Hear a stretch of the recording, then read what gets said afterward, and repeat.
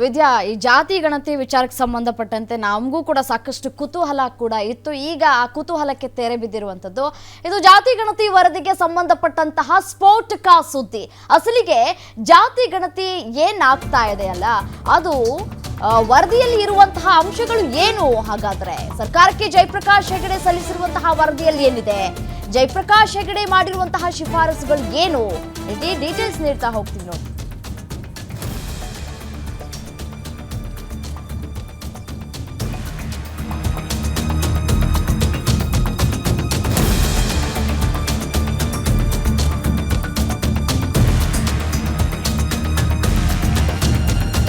Jayaprakash ಹೆಗಡೆಯವರ report ನಲ್ಲಿ ಇರುವಂತಹ ಪಕ್ಕಾ ಮಾಹಿತಿ, ಗ್ಯಾರಂಟಿ ನ್ಯೂಸ್ ನಲ್ಲಿ ರಾಜ್ಯ ಜಾತಿ ಲೆಕ್ಕಾಚಾರದ ಪಕ್ಕಾ ಲೆಕ್ಕವನ್ನ ನಾವು ನಿಮಗೆ ಕೊಡ್ತಾ ಹೋಗ್ತೀವಿ. ಸರ್ಕಾರಕ್ಕೆ ಜಯಪ್ರಕಾಶ್ ಹೆಗಡೆ ಸಲ್ಲಿಸಿರುವಂತಹ ವರದಿಯಲ್ಲಿ ಏನಿದೆ, ಅವರ ಶಿಫಾರಸು ಏನಾಗಿದೆ, ಇಂಚಿಂಚು ಮಾಹಿತಿ ನಿಮ್ಮ ಗ್ಯಾರಂಟಿ ನ್ಯೂಸ್ ನಲ್ಲಿ. ಜಯಪ್ರಕಾಶ್ ಹೆಗಡೆಯವರ ರಿಪೋರ್ಟ್ ನಲ್ಲಿರುವಂತಹ ಪಕ್ಕಾ ಮಾಹಿತಿಯನ್ನ ನಿಮ್ಮ ಗ್ಯಾರಂಟಿ ನ್ಯೂಸ್ ನೀಡ್ತಾ ಹೋಗುತ್ತೆ. ಈ ಗ್ಯಾರಂಟಿ ನ್ಯೂಸ್ ನಲ್ಲಿ ಜಾತಿ ಗಣತಿಯ ಅಸಲಿ ಲೆಕ್ಕ ನಾವು ಕೊಡ್ತಾ ಹೋಗ್ತೀವಿ ನೋಡಿ. ಜಾತಿ ಗಣತಿಯ ಎಕ್ಸ್ಕ್ಲೂಸಿವ್ ಡೀಟೇಲ್ಸ್, ಯಾಕೆ ಲೀಕ್ ಆಯಿತು, ಹೇಗೆ ಲೀಕ್ ಆಗಿದೆ ಮತ್ತು ಲೀಕ್ ಆಗಿರುವ ಮಾಹಿತಿ ಎಷ್ಟರ ಮಟ್ಟಿಗೆ ಸತ್ಯ, ಯಾವ್ಯಾವ ಜಾತಿ ಎಷ್ಟೆಷ್ಟು ಸಂಖ್ಯೆಯಲ್ಲಿದ್ದಾರೆ ಗೊತ್ತಾ, ಜಾತಿ ಗಣತಿಯಲ್ಲಿ ಯಾರು ಫಸ್ಟ್ ಯಾರು ಸೆಕೆಂಡ್, ಲಿಂಗಾಯತರು ಪ್ರಬಲ ಸಮುದಾಯ ಅಂತ ಗುರುತಿಸ್ಕೊಂಡಿದ್ದಂತಹ ಲಿಂಗಾಯತರು ಮತ್ತು ಒಕ್ಕಲಿಗರ ಸ್ಥಾನ ಎಲ್ಲಿಗೆ ಹೋಗಿ ನಿಂತಿದೆ, ಮುಸ್ಲಿಮರು ಮೊದಲು ಅಂತಿದ್ದಾರೆ, ಹೌದಾ, ಎಷ್ಟು ಮಟ್ಟಿಗೆ ನಂಬರ್ ಗೇನ್ ಆಗಿದೆ, ಪರಿಶಿಷ್ಟ ಜಾತಿಯವರು ಮೊದಲ, ಗಣತಿಯಲ್ಲಿ ಪರಿಶಿಷ್ಟ ಜಾತಿಯವರಿಗೆ ಮೊದಲ ಸ್ಥಾನನ, ಹಾಗಾದ್ರೆ ಅಸಲಿಗೆ ಹಿಂದುಳಿದ ವರ್ಗಗಳು ಯಾವ ಸ್ಥಾನದಲ್ಲಿದೆ, ಜಾತಿ ಗಣತಿಯ ಲೆಕ್ಕದ ಪೆನ್ ಟು ಪಿನ್ ಮಾಹಿತಿಯನ್ನು ನೋಡ್ತಾ ಹೋಗೋಣ. ನಂಬರ್ಸ್ಗಳು ಕೆಲವೊಂದು ರಾಕೆಟ್ ಸ್ಪೀಡಲ್ಲಿ ಏರಿಕೆ ಆಗಿದೆ, ಇನ್ನೂ ಕೆಲವು ಯಾಕೆ ಹಿಂಗಾಗಿದೆ ಅಂದರೆ ಅವೈಜ್ಞಾನಿಕ ಅನ್ನೋದಕ್ಕೆ ಪ್ರಮುಖ ಕಾರಣವೇ ಸ್ಯಾಂಪಲ್ಸ್ ಕಲೆಕ್ಟ್ ಸರಿಯಾಗಿ ಆಗಿಲ್ಲ ಅಂತ. ಮಗದೊಂದು ಕಡೆ ಲೀಕ್ ಆಗಿರುವ ಉದ್ದೇಶ ಏನು, ಜನರಿಗೆ ಬಿಟ್ಟಿದಾರಾ, ಜನರಿಗೂ ಕೂಡ ಗೊತ್ತಾಗಿ ಅವರು ಒಂದು ಲೆಕ್ಕಾಚಾರ ಮಾಡಲಿ ಏನು ಎತ್ತ ಅಂತ ತಿಳಿಲಿ ಅಂತ ಬಿಟ್ಟಿದಾರ ಗೊತ್ತಿಲ್ಲ. ಯಾಕಂತ ಹೇಳಿದ್ರೆ ಮೊನ್ನೆ ಕ್ಯಾಬಿನೆಟ್ನಲ್ಲಿ ಏನು ಚರ್ಚೆ ಆಯಿತು, ಸಚಿವರುಗಳಿಗೆ ಹೇಳಿದ್ರಂತೆ ಎಲ್ಲೂ ಕೂಡ ಈ ಸುದ್ದಿ ಹೊರಗೆ ಹೋಗ್ಬಾರ್ದು ಅಂತ. ಮತ್ತೆ ಹೆಂಗಪ್ಪ ಸಿಕ್ತು ಹಾಗಾದ್ರೆ, ಲೀಕ್ ಮಾಡಿದ್ಯಾರು? ಓಕೆ, ಇದೊಂಥರ ತೊಟ್ಲನ್ನು ತೂಗಿ ಮಗುನು ಚಿವುಟ ಕೆಲಸ ಮಾಡಿದ್ರೆ ಗೊತ್ತಿಲ್ಲ, ಬಟ್ ಯಾವತ್ತಿದ್ರೂ ಗೊತ್ತಾಗಬೇಕಾಗಿದೆ ಇದೊಂದು ವಿಚಾರ. ಆದರೆ ರಾಕೆಟ್ ಸ್ಪೀಡಲ್ಲಿ ಕೆಲವು ಸಮುದಾಯಗಳು, ಅದರಲ್ಲೂ ಅಲ್ಪಸಂಖ್ಯಾತರು ಅಂತ ಕರಿತಾ ಇದ್ದಿದ್ದೆ ನಮ್ಮ ರಮ್ಯಾ, ನಂಬರ್ಸ್ ಕಡಿಮೆ ಅಂತ. ಬಟ್ ಈಗ ಅವರು ಜಾತಿ ಗಣತಿಯ ವರದಿಯ ಪ್ರಕಾರ 2ನೇ ಸ್ಥಾನ ಲಿಂಗಾಯತರಿಗೆ ಹೋಗಿದೆ, ಬಟ್ ಇಲ್ಲೂ ಸ್ಪ್ಲಿಟ್ ಆಗಿದೆ. ಯಾಕೆ ಅಂತ ಹೇಳ್ತೀನಿ. ಜಾತಿ ಗಣತಿಯಲ್ಲಿ 3ನೇ ಸ್ಥಾನದಲ್ಲಿ 2A ಸಮುದಾಯ, 2A ಕುರುಬ, ಕುಂಬಾರ, ಸವಿತ ಸಮಾಜ ಸೇರಿದಂತೆ 115 ಉಪಜಾತಿಗಳೆಲ್ಲವೂ ಜಾಯ್ನ್ ಆಗುತ್ತವೆ ಇದಕ್ಕೆ.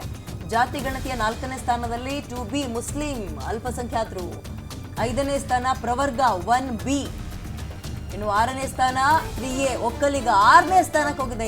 ಇದೇ ಆಶ್ಚರ್ಯ ಆಗ್ತಿರೋದು. ಜಾತಿ ಗಣತಿಯ ವರದಿ ಪ್ರಕಾರ ಮೊದಲ ಸ್ಥಾನದಲ್ಲಿ ಪರಿಶಿಷ್ಟ ಜಾತಿ ಮುಂದಕ್ಕೆ ಬಂದು ನಿಂತಿದೆ, 2ನೇ ಸ್ಥಾನ ಲಿಂಗಾಯತರಿಗೆ. ಲಿಂಗಾಯತರು ಮತ್ತು ಒಕ್ಕಲಿಗರು ಪ್ರಬಲ ಸಮುದಾಯ ಅಂತ ಗುರುತಿಸ್ಕೊಂಡಂಥವ್ರು ರಾಜ್ಯದಲ್ಲಿ. ಬಟ್ ಇಲ್ಲಿ ಏನಾಗಿದೆ ಅಂದ್ರೆ ವೀರಶೈವ ಲಿಂಗಾಯತ ಬೇರೆ, ಪಂಚಮಸಾಲಿ ಲಿಂಗಾಯತ ಬೇರೆ ಅಂತ ಅವರವರೇ ನಂಬರ್ಗಳನ್ನು ಹಂಗೆ ಕೊಟ್ಟಿದ್ದಾರೆ. ಹಾಗಾಗಿ ಅದೇನಾಗಿದೆ, ಇಲ್ಲಂದ್ರೆ ಎರಡೂ ಸೇರಿದ್ರೆ ಲಿಂಗಾಯತರೇ ಫಸ್ಟ್. ಈಗಲೂ ಕೂಡ ಲಿಂಗಾಯತ ಸಮುದಾಯವೇ ಫಸ್ಟ್. ಮತ್ತು ಒಕ್ಕಲಿಗರಲ್ಲೂ ಕೂಡ ಹಾಗೆ ಕುಂಚುಟಿಗ ಒಕ್ಕಲಿಗ, ಮತ್ತೊಂದು ಒಕ್ಕಲಿಗ ಅಂತೆಲ್ಲ ಸ್ಪ್ಲಿಟ್ ಮಾಡ್ಕೊಂಡಿದ್ದಾರೆ. ಅಂದರೆ ಕೇಳಿರೋರು ಸರಿಯಾಗಿ ಕೇಳಿಲ್ಲ, ಹೇಳಿರೋರು ಸರಿಯಾಗಿ ಹೇಳಿಲ್ಲ. ಸೊ ಸೆನ್ಸಸ್ ಅನ್ನೋದು ತಲೆಕೆಳಗಾಗಿದೆ ಲೆಕ್ಕ ಅನ್ನೋದಕ್ಕೆ ಒಂದು ಉದಾಹರಣೆ ಸಿಗ್ದಂಗಿದೆ. ಬಟ್ ಈಗ ಉಪಸಮಿತಿ ಏನಾದರೂ ಮಾಡ್ತಾರಾ? ಉಪಸಮಿತಿ ಮಾಡುವ ಉದ್ದೇಶ ಏನಪ್ಪ ಅಂದರೆ ಸ್ವಲ್ಪ ಟೈಮ್ ಎಳಿಬೋದು, ಇದನ್ನು ಸಮಾಧಾನ ಪಡಿಸೋಕ್ಕೆ ಜನರನ್ನ ಅಂತ. ನೋಡೋಣ ಹೆಂಗಾಗುತ್ತೆ ಅಂತ. ಸೊ ರಿಲೀಸ್ ಆಗಿರುವ ವರದಿ ಪ್ರಕಾರ ದಲಿತರು ಫಸ್ಟ್ ಅಲ್ಲಿದ್ದಾರೆ. ಸೊ ಈಗ ಆ ಸಮುದಾಯದ ನಾಯಕರಿಗೆ ಒಂದು ರೀತಿ ಬಂಪರ್ ಸ್ಟ್ರೆಂತ್ ಸಿಕ್ಕಂಗಾಗಿದೆ. ನಮ್ಮ ಸಮುದಾಯವೇ ಫಸ್ಟ್, ಸೊ ಟಿಕೆಟ್ ಅಲ್ಲಿ ನಾವು ಜಾಸ್ತಿ ಕೇಳ್ಬೋದು ಈಗ, ಮತ್ತು ಫೆಸಿಲಿಟೀಸ್ನ ಇನ್ನೂ ಕೂಡ ಇನ್ಕ್ರೀಸ್ ಮಾಡ್ಕೊಳ್ಬೋದು. ಹೀಗೆ ಅದರದೇ ಆದಂತಹ ರಾಜಕೀಯ ಲೆಕ್ಕಾಚಾರಗಳು ಮತ್ತು ಈ ರಿಸರ್ವೇಷನ್ನ ಲೆಕ್ಕಾಚಾರಗಳು ಬಹಳ ಜೋರಾಗಿ ನಡೀತಾ ಇದೆ. ಅದಕ್ಕೆ ಹೇಳಿದ್ದು, ಒಂದು ಓಬಿರಾಯನ್ ಕಾಲದ್ದು ಈಗ ರಿಲೀಸ್ ಮಾಡಬೇಡಿ ಅಂತ ಒತ್ತಡ, ಇನ್ನೊಂದು ಸ್ಯಾಂಪಲ್ಸ್ ಕಲೆಕ್ಟ್ ಆಗಿಲ್ಲ ಅಂತ ಒತ್ತಡ, ಮತ್ತೊಂದು ಕಡೆ ಅದನ್ನೇ ಹೇಳಿದ್ವಲ್ಲ, ಹೇಳೋರು ಸರಿಯಾಗಿ ಹೇಳಿಲ್ಲ, ಕೇಳಿರೋರು ಕ್ವೆಶನ್ಸ್ನ ಸರಿಯಾಗಿ ಕೇಳಿಲ್ಲ. ನೀವು ಯಾವ ಕಾಸ್ಟ್ ಅಂದ ತಕ್ಷಣ ಓಕೆ ನಾನು ಲಿಂಗಾಯತ ಅಂತ ಹೇಳ್ಬಿಡ್ಬೇಕಿತ್ತು. ನಾನೇ ಒಬ್ರು ವೀರಶೈವ ಲಿಂಗಾಯತ ಅಂತ ಹೇಳಿದ್ದಾರೆ, ಇನ್ನೊಬ್ರು ಪಂಚಮಸಾಲಿ, ಇನ್ನೊಬ್ರು ನೊಣೊಬ್ರು, ಸಾದ್ರು, ಹಿಂಗೆ ಏನೇನೇನೇನೋ ಹೇಳಿ ನಂಬರ್ಸ್ಗಳು ನಾವು ಕೆಳಗೆ ಹೋಗ್ಬಿಟ್ಟಿದೆ. ಅಂದ್ರೆ ನಾವಂದ್ರೆ ಹೇಳಿದ್ದು ಲಿಂಗಾಯತ ಸಮುದಾಯ ಕೆಳಗೆ ತೋರಿಸ್ಕೊಳ್ತಾ ಇದೆ, ಇನ್ನು ಒಕ್ಕಲಿಗ ಕೂಡ ಹಂಗೆ ಆಗಿದೆ. ಬಟ್ ಆಶ್ಚರ್ಯ ಅನ್ನೋ ರೀತಿಯಲ್ಲಿ ಮುಸ್ಲಿಂ ಸಮುದಾಯದ ನಂಬರ್ಸ್ ಸೀರಿಯಸ್ಲಿ ಶಾಕಿಂಗ್ ಅನಿಸ್ತಾ ಇದೆ. ಮುಸ್ಲಿಂ ಸಮುದಾಯಕ್ಕೆ ಸಂಬಂಧಪಟ್ಟಂತೆ ನಂಬರ್ ನೋಡೋದಾದ್ರೆ 75,25,880 ಅಂದರೆ ಹೆಂಗೆ ಅವ್ರು ಅಲ್ಪಸಂಖ್ಯಾತರಾಗ್ತಾರೆ? ನನಗಂತೂ ಒಂದು ಪ್ರಶ್ನೆ ಬಹಳ ಕುತೂಹಲ ಇದೆ. ಸೀನಿಯರ್ಸ್ಗಳು ಇದನ್ನ ಹೆಂಗೆ ಕ್ಲಾರಿಫೈ ಮಾಡ್ತಾರೆ ನೋಡಬೇಕು. 75 ಲಕ್ಷ ಚಿಲ್ಲರೆ ಅಂದರೆ ಅಲ್ಪಸಂಖ್ಯಾತರು ಅಂತ ಹೆಂಗೆ ಹಾಕ್ತಾರೆ? ಆಮೇಲೆ ಶಿಫಾರಸ್ ಏನಾಗಿದೆ, ಇವ್ರುಗಳಿಗೆ ಇನ್ನೂ ಕೂಡ ನಂಬರ್ಸ್ ಜಾಸ್ತಿ ಮಾಡಬೇಕು ರಿಸರ್ವೇಷನಲ್ಲಿ ಅಂತ. ಯಾರಿಗೆ ಆಗಲಿ ಅದು ಇರುಸು ಮುರುಸು ತರುತ್ತೆ. ಪ್ರವರ್ಗ 3B ಲಿಂಗಾಯತ ಜನಸಂಖ್ಯೆ ಜಾತಿ ಗಣತಿಯಲ್ಲಿ ಮೊದಲ ಸ್ಥಾನದಲ್ಲಿ ಪರಿಶಿಷ್ಟ ಜಾತಿಯನ್ನ ನಾವು ಗಮನಿಸ್ಬೋದು. ಸೊ ಫಸ್ಟ್, ಸೆಕೆಂಡ್, ಥರ್ಡ್ ಅಂತ ನೋಡಿದಾಗ ಪರಿಶಿಷ್ಟ ಜಾತಿಯವರೇ ಫಸ್ಟಲ್ಲಿದ್ದಾರೆ. 2A ಕುರುಬ, ಕುಂಬಾರ, ಅಗಸ, ಸವಿತಾ ಸೇರಿದಂತೆ ಸವಿತಾ ಸಮಾಜದವರು ಸೇರಿದಂತೆ 115 ಉಪಜಾತಿಗಳು ಸೇರುತ್ತವೆ. 4ನೇ ಸ್ಥಾನದಲ್ಲಿ 2B ಅಂದರೆ ಮುಸ್ಲಿಂ ಅವರು ಬರ್ತಾರೆ. ಮುಸ್ಲಿಂ ಅವ್ರದ್ದು ರಾಕೆಟ್ ಸ್ಪೀಡಲ್ಲಿ ಆ ಧರ್ಮದವರ ನಂಬರ್ಸ್ ಜಾಸ್ತಿ ಆಗಿದೆ. ಒಟ್ಟಿಗೆ ನಿಂತಿದ್ದಾರೆ ಎಲ್ಲರೂ ಕೂಡ. ನಾವು ಈಗ ಹಂಗೆ ನೋಡೋದಾದ್ರೆ ಶಿಯಾ ಸುನ್ನಿ ಅಂತ ಅವರಲ್ಲೂ ಬರುತ್ತೆ. ಅವ್ರು ಯಾರು ಹಂಗೆ ಹೇಳಿಲ್ಲ. ಒಟ್ಟಿಗೆ ಯಾವ ಧರ್ಮ ಯಾವ ಕಾಸ್ಟ್ ಅಂದ ತಕ್ಷಣ ಮುಸ್ಲಿಂ ಅಂತ ಹೇಳಿ ಸುಮ್ಮನೆ ಆಗ್ಬಿಟ್ಟಿದ್ದಾರೆ. ಬಟ್ ನಮ್ಮಲ್ಲಿ ಏನಾಗಿದೆ ಅಂದ್ರೆ ಹಿಂಗೆ ಸ್ಪ್ಲಿಟ್ ಆಗ್ಬಿಟ್ಟಿದೆ ಸಮುದಾಯದಲ್ಲಿ. ರಿಲೀಸ್ ಆಗಿರೋ ವರದಿ ಪ್ರಕಾರ ಜಾಗೃತಿ ಮೂಡಿಸೋ ಕೆಲಸ ಕೂಡ ಆಗಿದೆ ಅನ್ನುವಂತಹ ಮಾತುಗಳು ಕೇಳಿ ಬರ್ತಾ ಇದೆ.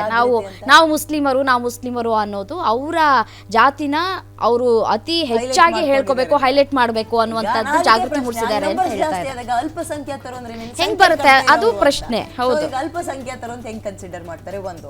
ಆಮೇಲೆ ಶಿಫಾರಸು ಏನ್ ಮಾಡಿದ್ದಾರೆ ಅಂದ್ರೆ ಇಷ್ಟು ನಂಬರ್ಸ್ಗೆ ಆ ಮೀಸಲಾತಿ ಸಾಕಾಗಲ್ಲ, ಇನ್ನೂ ಸ್ವಲ್ಪ ಜಾಸ್ತಿ ಮಾಡಿ ಅಂದಿದ್ದಾರೆ ಅಂತ. ಉಳಿದವ್ರು ಎಲ್ಲಿ ಹೋಗ್ಬೇಕಾದ್ರೆ